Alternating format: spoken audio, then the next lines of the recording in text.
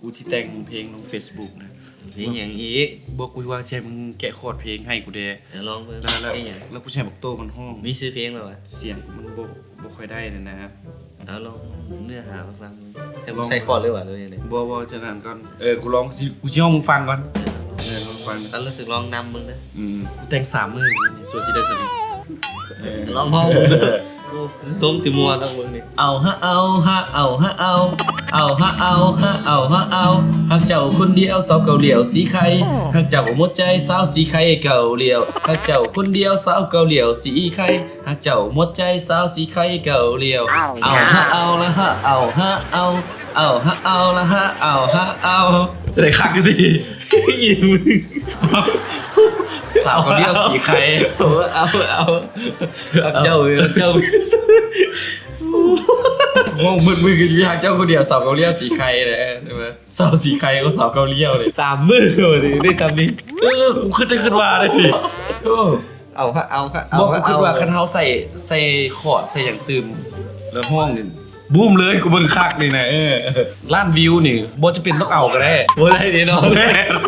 หนุ่ยกูเบิ่งข่าวอิหร่านกับอเมริกานะบ่กูมาเบิ่งช่วงนี้กูรู้สึกว่าข่าวตัวนี้เนี่ยเริ่มอย่างเงียบๆแล้ว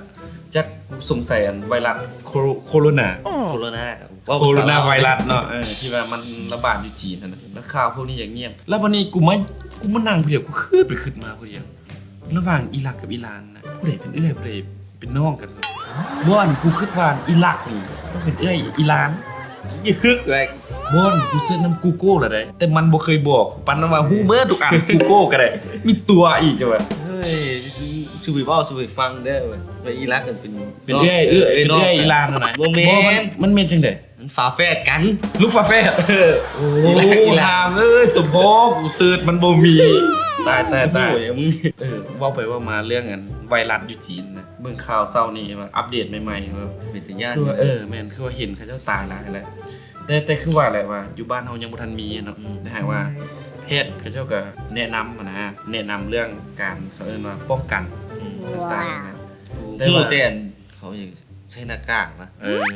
อันนี้บ่กูปิดปากกูสิเว้าให้ฟังกันหมอเขาเจ้าแนะนำมานะเวลาเฮาสิกินข้าวทุกๆครั้งนะเฮาต้องล้างมือแล้วล้างแล้วต้องใช้น้ำยาล้างมือเพราะว่าเชื้อไวรัสเนาะต่างๆมันจะมาบางเทื่อเวลาเขาเจ้าไอหรือว่าจามต่างๆมันจะจับตามโต๊ะตามอย่างแล้วเวลามือเฮาไปสัมผัส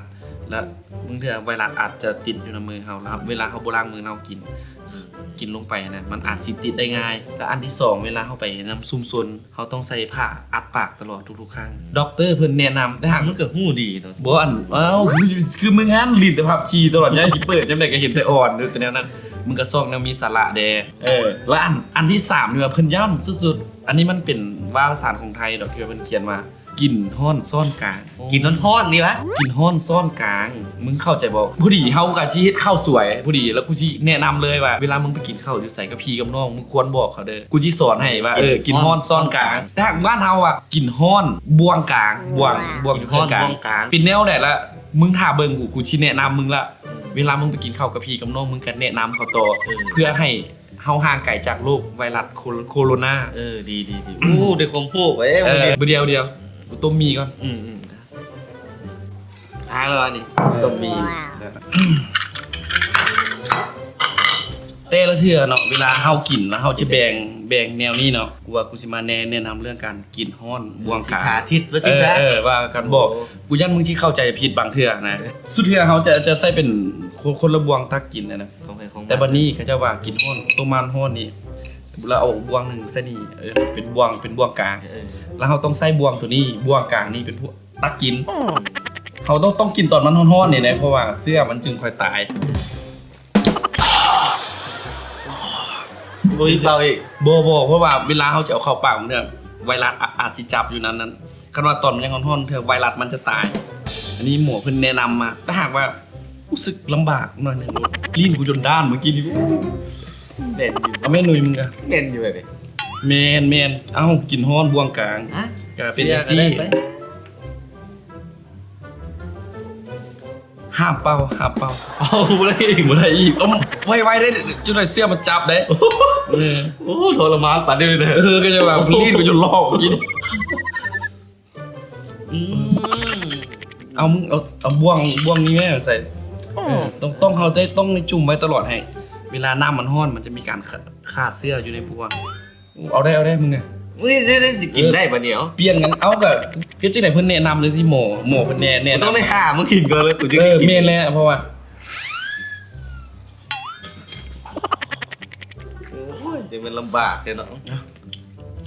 เอาไว้ได้จังหน่อยมันใกล้สิเย็นนี่ได้เขาต้องกินให้มันเหมือนกับมันตอนร้อนเลย โอ้ยบอกทางไหนก็มาบอกจังสิก่อน เอามึงก็เห็นสดอยู่เฟซข้าวๆกันทืดๆน่ะ เข้าใจอยู่มันก็ลำบากกว่าที่หมอยังก็หมอแท้อยู่บอกนี่แหละ จักกูกับบ่ฮู้กูก็อ่านนี่แหละเพิ่นบอกให้กินฮ้อนบ่วงกลางเป็นแนวนี้แหละ กินจะมันลำบากเฮ้ยกูบ่กินนั่นหรอ